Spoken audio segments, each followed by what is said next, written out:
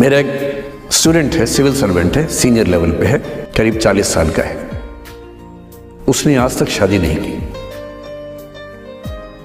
क्या उसकी शादी करने की इच्छा नहीं थी? पूरी इच्छा थी। उसने शादी क्यों नहीं की जानते हैं? जब वो 25-26 की उम्र में था, जब वो मेरा विद्यार्थी भी था, एक दिन मेरे पास आके बोला कि सर एक बात करना चाहता हूँ। मुझसे मेरे स्टूडेंट्स ऐसी बातें खूब करते हैं पर्सनली आके, अब तो मैं टाइम कम दे पाता हूँ, पहले तो ये सब होता रहता था क्लास के अलावा।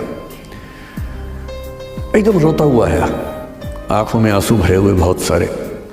अरे क्या हो गया भाई? तो फिर उसने किसी का नाम बताया कि सर वो ही मेरी स्टूडेंट थी, कि सर उसके साथ रिलेशनशिप थी, उसने धोखा दिया है मुझे। अच्छा, धोखा देने वाली कहानियां मुझे बहुत अपील नहीं करती। मेरा मानना है कि दोनों पक्षों की गलतियां धोखा करते रहते हैं, ऐसा थोड़ा ना होता है भाई। कुछ तो मजबूरियां रही होंगी, कोई यूं ही बेवफा नहीं होता, कुछ तो वजह होगी ना। आप थोड़ा उसकी वजह, उसका भी तो, उसकी कहानी भी तो सुनिए। और मैं जब जब दोनों कहानियां सुनता हूं मुझे लगता है कि मामला ग्रे है। आप किसी एक पे उंगली उठा ही नहीं सकते कि इसने ऐसा किया। दोनों की गलतियां होती हैं, ऐसा थोड़ा कि एक की होती है। तो मैंने कहा चलो कोई बात नहीं यार, हो गया तो हो गया, तू नहीं कोई और सही, ऐसा क्या है।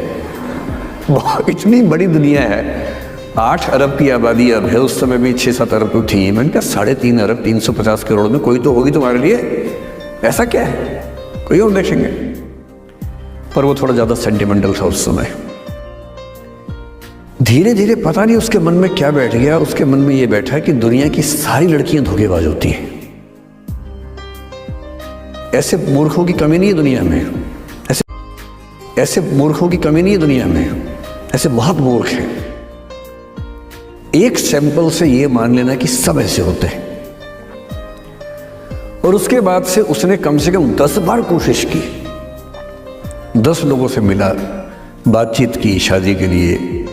डेटिंग तो क्या करेगा 40 की उम्र में, लेकिन हाँ बातचीत करके देखा कि शायद रुचियां मिल जाए, स्वभाव मिल जाए तो शादी के बारे में सोचें। हर बार 3-4-5 मीटिंग के बाद वापस हट जाता है। जब तक मैं पूछता था, बोलता था कि सर 3-4 मीटिंग के बाद लगता है कि ये भी वैसी ही है। मैंने कहा भूल जाओ भाई, उससे भूल जाओ, बात खत्म हो गई।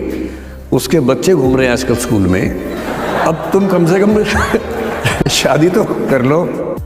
वो भाई साहब आज तक अकेले हैं, तो पूरी संभावना है कि वो जीवन अकेले ही गुजरेगा उसका।